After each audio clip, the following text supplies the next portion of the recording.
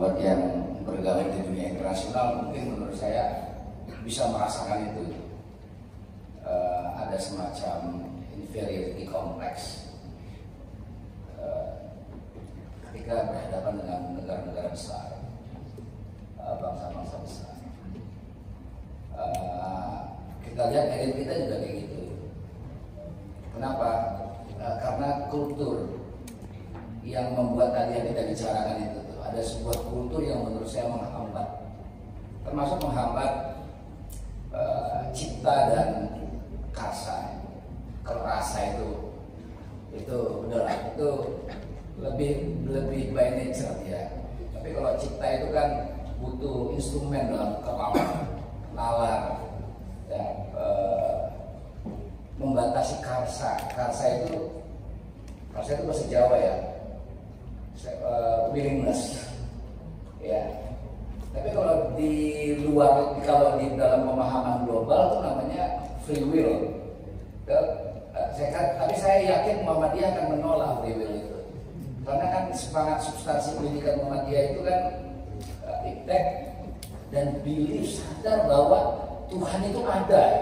Ya karena itu Muhammadiyah itu nggak boleh ateis itu.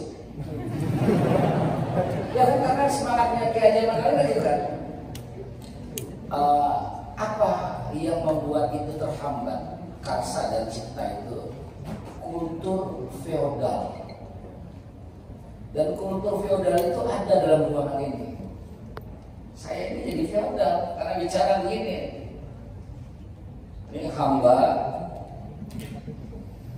ini para besar, raja-raja. Di Jombang kemarin untung sempat ada Jombang itu, ya kita duduk bersila semua. Saya datang pakai sarung, kain sarung sama. Kenapa? Karena yang membuat otak kita pintar itu kan bukan karena pakai kain sarung atau karena pakai jas kan. Dan kita itu dibawa dalam alam berpikir itu sekian lama. Kan saya menarik tadi Bung Aat, anak saya sekolah. Saya senang anak saya rambutnya gondrong, karena kepalanya besar. Kalau dia cepat, jelek, tidak estetik menurut saya.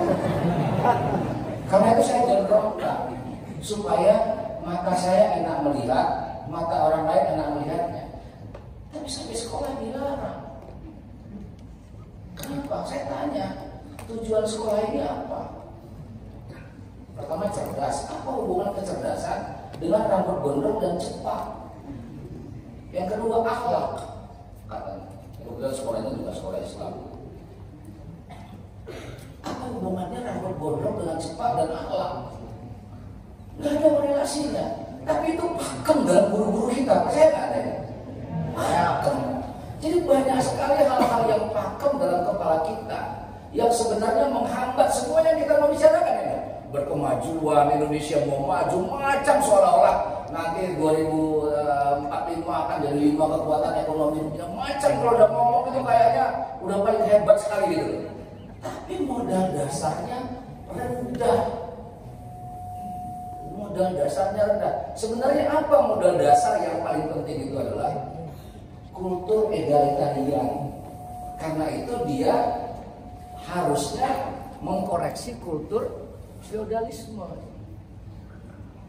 Jadi problem yang dihadapi Bang Rocky yang rame-rame itu adalah cerminan dari kultur feodal.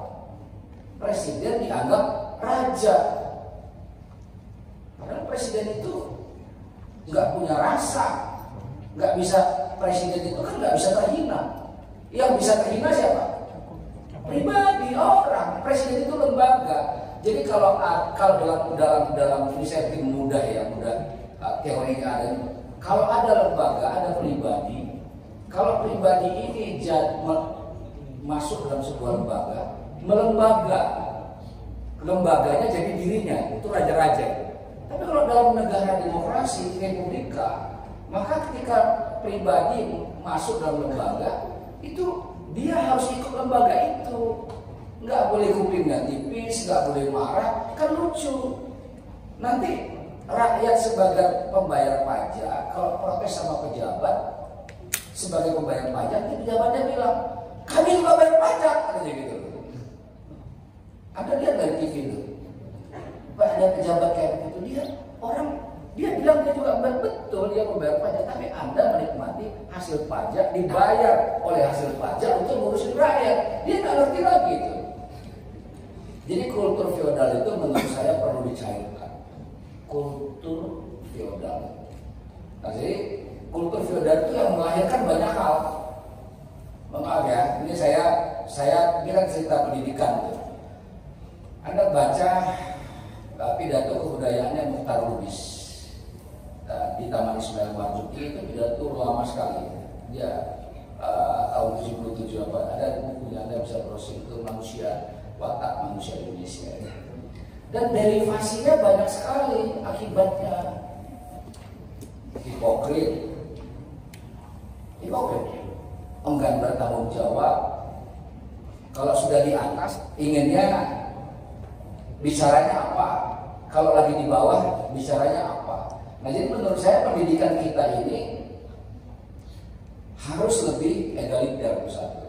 Kalau tujuan pendidikan, saya kira saya nggak ngomong itu karena Muhammadiyah menurut saya jelas.